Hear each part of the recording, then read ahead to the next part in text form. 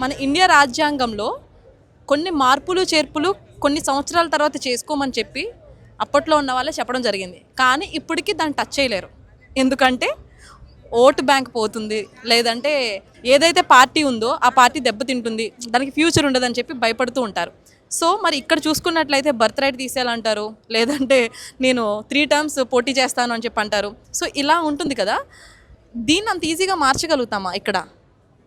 ఏ కంట్రీలో అయినా కూడా మార్చడం కష్టమే, but some countries, of course India is also one of the biggest democratic country, so does the America, కానీ చేంజెస్ అనేది ఇట్స్ డిపెండ్. ఇండియాలో కూడా సేమ్ రైట్సే ఉన్నా కూడా మన politics will play very strong role in there, the public is also more favourable to this political parties, ఎంత మనం అగెనిస్ట్గా ఉండాలన్నా కూడా there is lot of population will go with the flow with administration, అందుకనే ఆ ఓట్ బ్యాంక్ అనేది తొందరగా cash చేసుకుంటారు. It's a similar thing in America also obviously, but you see in a more sophisticated way, కానీ but I think that the end of the day America is all about the land of laws. As I always tell you, the rule of law prevails.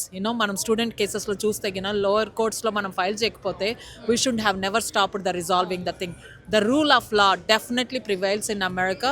It's not easy to change those things in America, and it shouldn't be changing. It shouldn't be in the power of a person, of a president or somebody. It should be always in the power of the people, I think that rule of law prevails in America.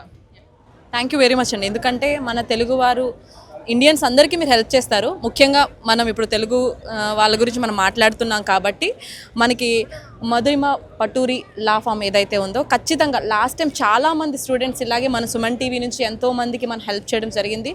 ఆవిడ చాలా ముందుకొచ్చి ఎన్నో videos చేయడం వల్ల ఆ వీడియోస్లో చాలామంది approach అయ్యారు ఈవిడికి. సో ఇప్పుడు కూడా ఏదైనా ప్రాబ్లం ఉంది అని అనుకున్నప్పుడు ఫస్ట్ మనం తెలుగువారు ఎక్కడున్నారు అని చెప్పి మనం వెతుక్కుంటూ ఉంటాం. సో అలాగా మనకి ఒక సొల్యూషన్, ఒక ఆన్సర్ అనమాట. సో మీకు ఎలాంటి డౌట్స్ ఉన్నా కూడా స్క్రీన్పై కనిపిస్తున్న నెంబర్స్కి మీరు కాల్ చేసి దాని డౌట్స్ అన్ని క్లారిఫై చేసుకోవచ్చు.